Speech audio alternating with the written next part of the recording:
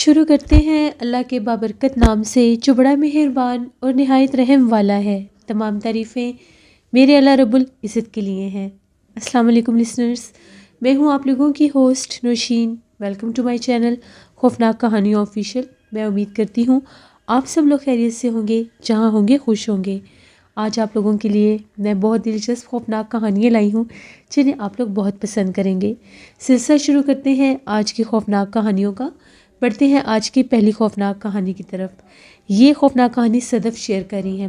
صدف کہتی ہیں، میں پنڈی کی رہنے والی ہوں اور آج آپ کے ساتھ اپنی زندگی میں پیش آنے والی ایک بہت ہی زیادہ ڈراؤنی کہانی شیئر کرنا چاہتی ہوں۔ آج سے 10 سال پہلے کی بات ہے۔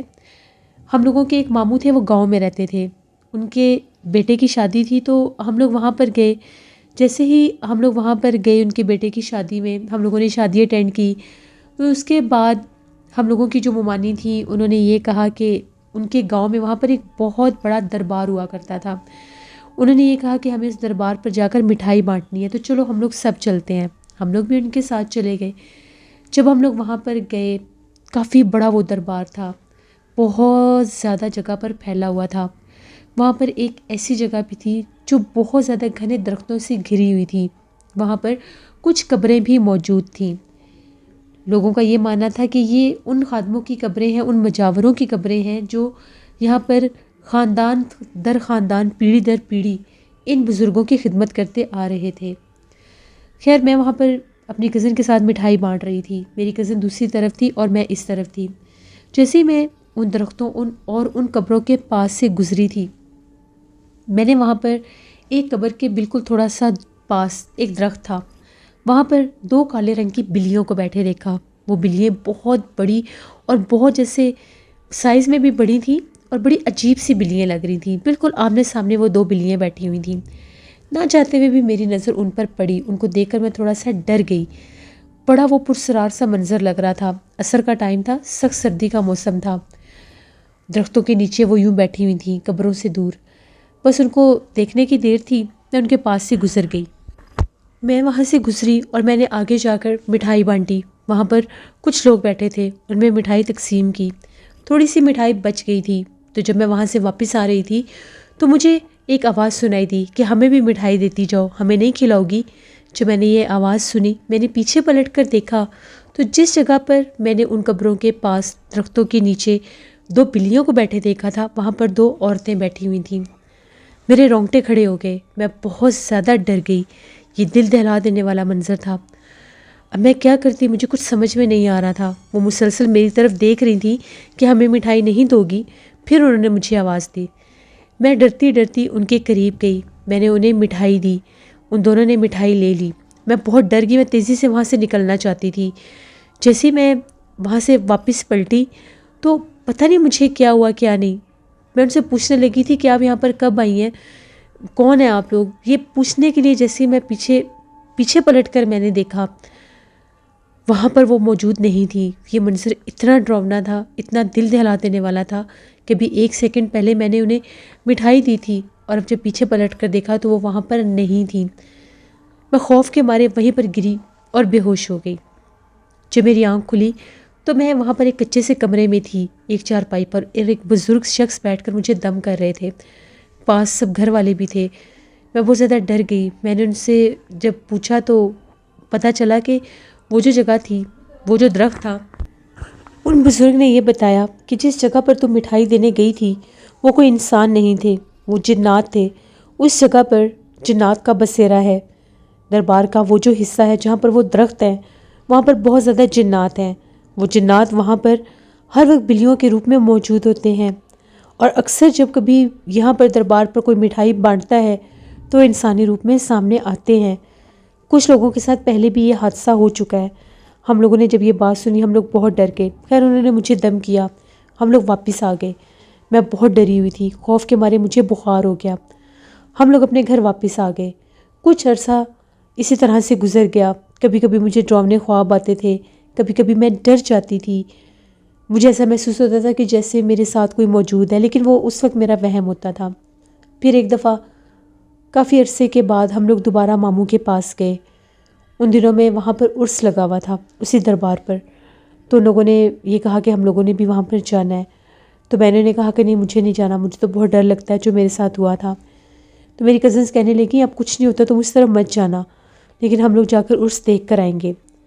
شام کا وقت ہو گیا، ہم لوگ وہاں پر عرس دیکھنے کے لیے چلے گئے. جب ہم لوگ وہاں پر گئے تو جس طرف وہ درخت تھے، وہ جگہ تھی، اس طرف ہم لوگوں نے مٹی کی ایک دیوار دیکھی. مٹی کی وہ دیوار دیکھ کر ہم لوگوں کو بہت تعجب ہوا. ہم لوگوں نے وہاں پر موجود لوگوں سے جب یہ بات پوچھی، وہاں پر کچھ عورتیں تھیں ان سے پوچھا، تو ان کا یہ کہنا تھا کہ ان درختوں کی طرف بہت زیادہ آسیب اور جنات ہے. وہاں پر بہت سے لوگوں کے ساتھ کچھ عجیب و غریب واقعات ہوئے ہیں. یہاں پر ایک لڑکی تھی جو اپنی شادی کے فوراً بعد یہاں پر آئی. تو جب وہ یہاں پر آئی تو اس کو وہاں پر کوئی عورت کے روپ میں بلا کر ان درختوں کے پاس لے گئی. جب وہ وہاں پر گئی تو اس لڑکی کے اوپر ان جنات نے حملہ کر دیا تھا. اس لڑکی کی حالت بہت زیادہ خراب ہو گئی تھی. وہ لڑکی بھی انہیں درختوں میں بے ہوش ملی تھی. بالکل نئی نویلی دلہن تھی وہ، جس پر ان جنات نے، ان مخلوقات نے حملہ کر دیا تھا.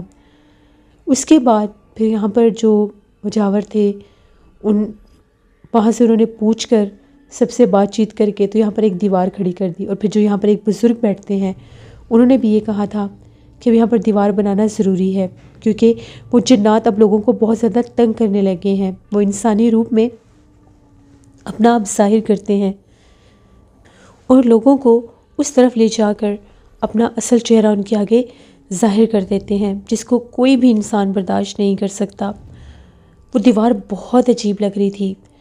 ہم لوگ وہاں پر کافی دیر چلتے پھرتے رہے.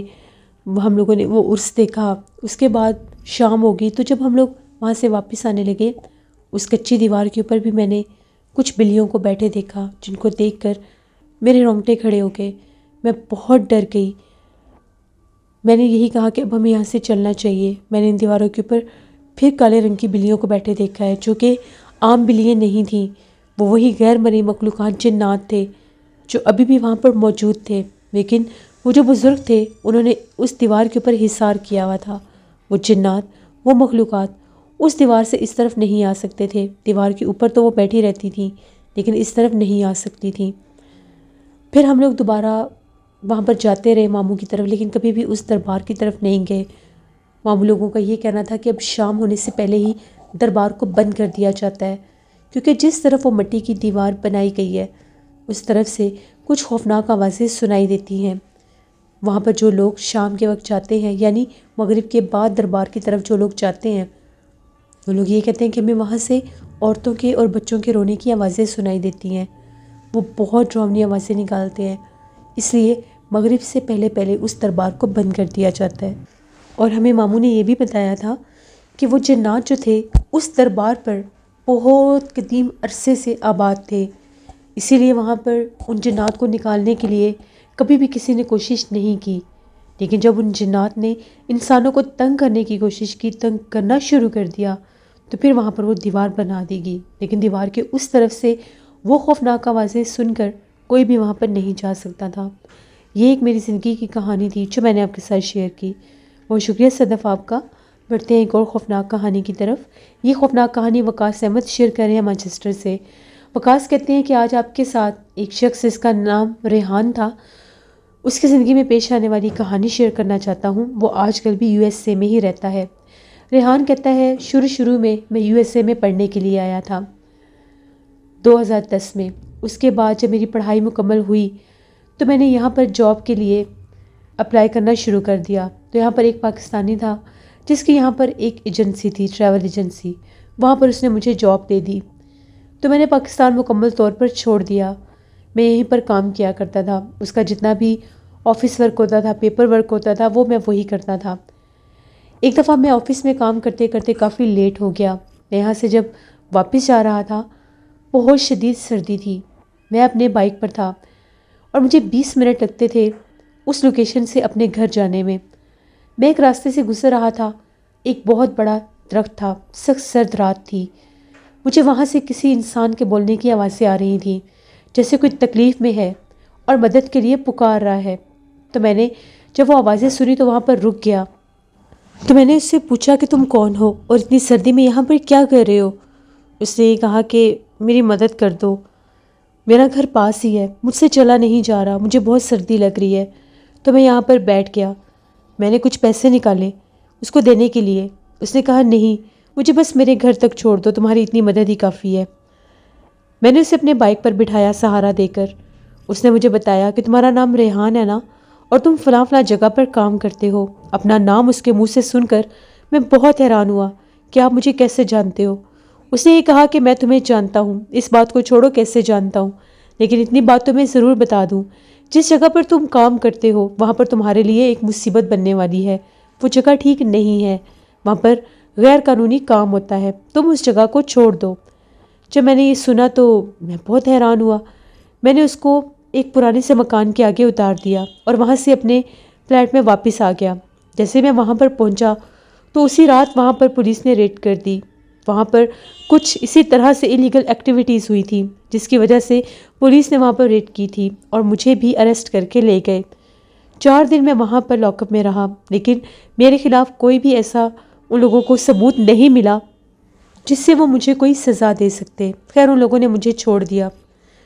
وہ شخص، اس کی کہی ہوئی بات میرے ذہن میں گھومنے لگ گئی۔ میں نے ارادہ کر لیا کہ میں اب یہاں پر کام نہیں کروں گا۔ میں اس شخص کا جا کے شکریہ ادا کرنا چاہتا تھا جس نے مجھے بچانے کے لیے مجھے پہلے ہی بتا دیا۔ میں اس شخص کو ڈھونڈتا ڈھونڈتا رات کے ان اندھیروں میں اس جگہ پر گیا تھا، اس لیے مجھے اس جگہ کا کوئی خاص آئیڈیا نہیں تھا۔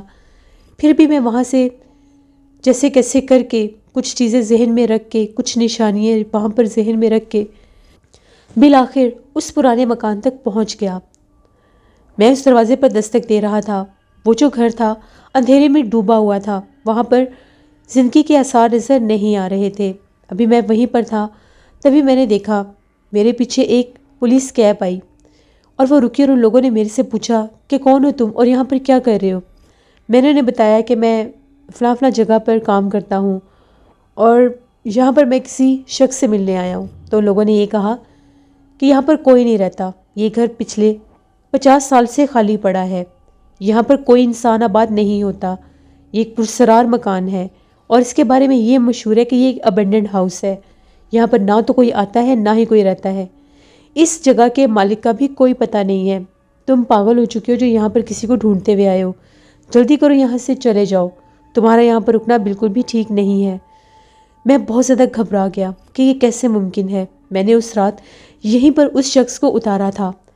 خیر میں نے ان سے بحث نہیں کی، میں فوراً سے اپنا بائک لیا اور وہاں سے سیدھا ایک ہوٹل میں چلا گیا۔ میں بہت زیادہ پریشان تھا کہ اس سے میرے ساتھ کیا ہوا۔ پھر میں نے اسے اللہ کی طرف سے ایک مدد سمجھا اور مجھے یہی احساس ہوا کہ وہ کوئی نیک جن تھا یا جو کوئی بھی تھا جس نے میری مدد کی اور اس نے مجھے وہاں سے جانے کے لیے پہلے ہی کہہ دیا تھا۔ یہ ایک سٹوری تھی جو وقاص احمد نے شیئر کی مانچسٹر سے۔ بہت شکریہ وقاص صاحب کا۔ بڑھتے ہیں ایک اور خوفناک کہانی کی طرف۔ یہ خوفناک کہانی کاشف شیئر کر رہے ہیں۔ کاشف کہتے ہیں میں کراچی کا رہنے والا ہوں۔ آج آپ کے ساتھ اپنی زندگی میں پیش آنے والی ایک بہت ہی زیادہ ڈراؤنی کہانی شیئر کرنا چاہتا ہوں۔ آج سے 7 سال پہلے کی بات ہے۔ میں ایک جگہ پر کام کیا کرتا تھا۔ کام سے واپسی پر مجھے اکثر دیر ہو جایا کرتی تھی۔ میں سائیکل پر اپنے کام پر آیا جایا کرتا تھا۔ ایک رات کی بات ہے، مجھے آج پھر کام سے بہت دیر ہو گئی اور آج بارش بہت زیادہ تیز ہو رہی تھی۔ جب میں اپنے کام ختم کر کے وہاں سے نکل رہا تھا، فیکٹری سی تھی وہ ایک، وہاں سے جب میں نکل رہا تھا تو بارش ہلکی پھلکی سی تھی۔ وہاں سے ایک شارٹ کٹ راستہ بھی تھا۔ اس راستے کی طرف میں نے سوچا کہ اس طرف سے چلا جاتا ہوں، بارش ابھی بالکل کم ہے تو میں گھر پہنچ جاؤں گا۔ لیکن جیسے میں اس راستے پر آیا، بارش بہت زیادہ تیز ہو گئی۔ رات 12:30 بجے کا ٹائم تھا۔ بہت شدید تیز بارش ہونا شروع ہو گئی۔ میرے پاس چھتری بھی نہیں تھی۔ وہاں پر ایک ٹوٹی ہوئی عمارت تھی، اس کی دیوار ٹوٹی ہوئی تھی، تو میں نے وقتی طور پر بچنے کے لیے اس ٹوٹی ہوئی عمارت کے اندر چلا گیا۔ وہاں پر کافی بڑے بڑے برآمدے بنے ہوئے تھے۔ مجھے نہیں پتا وہ کون سی عمارت تھی، کیا جگہ تھی۔ میں وہاں پر ایک دیوار کے ساتھ ایک برآمدے کے نیچے کھڑا ہو گیا۔ بہت زیادہ بڑی وہ جگہ تھی۔ مجھے ڈر بھی لگ رہا تھا کہ پتہ نہیں یہ کس کی جگہ ہے، کون یہاں پہ رہتا ہے۔ پھر میں نے سوچا کہ بارش اتنی زیادہ ہے، میں بس تھوڑی دیر یہاں پر رکوں گا اور یہاں سے چلا جاؤں گا۔ تبھی میں نے اپنے موبائل کی ٹارچ آن کی ہوئی تھی کہ یہاں پر کوئی سانپ وغیرہ نہ ہو، کیونکہ وہاں پر کچھ درخت اور جھاڑیاں بھی تھے۔ میں بہت ڈرا ہوا تھا بہت تیز بارش تھی، سنسان سناٹے والی وہ جگہ تھی، دور دور تک مجھے کوئی انسان دکھائی نہیں دے رہا تھا۔ باہر مین روڈ کے اوپر سے گاڑیاں گزرنے کی کچھ آوازیں سنائی دے رہی تھیں۔ میں نے دل میں سوچا کہ میں نے بہت غلطی کیا جو میں اس راستے سے آ گیا، مجھے مین سڑک پر ہی جانا چاہیے تھا، چاہے جتنی بھی بارش تھی میں ادھر سے ہی چلا جاتا۔ اب پتہ نہیں یہ کون سی جگہ ہے جہاں پر میں ہوں، کہیں کوئی مصیبت نہ مجھ پہ آ جائے۔ انہی خیالوں میں گم میں ابھی اس بارش میں ہی کھڑا تھا، تبھی ایک دم سے مجھے ایسا محسوس ہوا کہ جیسے میں نے کسی کے کھانسنے کی آواز سنی۔ کھانسنے کی آواز ایسی تھی جیسے بہت بھاری کوئی مردانہ آواز ہے۔ میں نے یہاں وہاں دیکھنا شروع کر دیا کہ شاید مجھے کوئی نظر آ جائے، شاید یہاں پر کوئی چوکیدار ہو۔ جیسے میں نے موبائل ٹارچ دوسری طرف کی تو ایک ٹوٹی ہوئی دیوار بالکل میرے سامنے بھی تھی، شاید کوئی گرا ہوا کمرہ تھا۔ اس دیوار کے اوپر میں نے کچھ کالے رنگ کا دیکھا۔ میں غور کر کے دیکھنے لگا تو وہ ایک بہت بڑا ہاتھ تھا، کالے رنگ کا ہاتھ تھا، جیسے کافی بڑا وہ ہاتھ ہے، انسانی ہاتھ نہیں لگ رہا تھا۔ جب میں نے وہ ہاتھ دیکھا میری تو جیسے پوری جان ہی نکل گئی۔ میں نے خود وہ بازو اور وہ ہاتھ دیکھا۔ میں نے جب وہ ہاتھ دیکھا تو میں خوف سے جیسے میں بہت ڈرا اور میری ایک چیخ بھی نکلی۔ میں اپنی سائیکل کی طرف بھاگا جو بالکل سامنے کھڑی تھی۔ میں نے سائیکل جیسے باہر نکالنا چاہی تو اس بلڈنگ سے میں باہر نکلا، اس ٹوٹی دیوار سے میں باہر نکلا۔ خوف سے میرا برا حال تھا۔ بارش ابھی بھی ہو رہی تھی۔ میں سائیکل پر بیٹھا اور میں نے موبائل ٹارچ سے جب اندر دیکھنا چاہا، وہاں پر ایک بہت بھاری بھرکم کوئی وجود مجھے دکھائی دیا، جیسے کوئی مرد ہو۔ میں نے خود اسے دیکھا، وہ کہاں سے نکل کر آیا، کیسے نکل کر آیا، یہاں تک کہ وہ میرے پیچھے بھی بھاگا۔ میں نے سائیکل چلانا شروع کی، ابھی میں اس سڑک سے ٹرن ہونے لگا، میں نے پیچھے دیکھا تو جو منظر میں نے دیکھا وہ دل دہلا دینے کے لیے کافی تھا۔ وہ جو مخلوق تھی وہ بالکل سڑک کے درمیان میں آ چکا تھا۔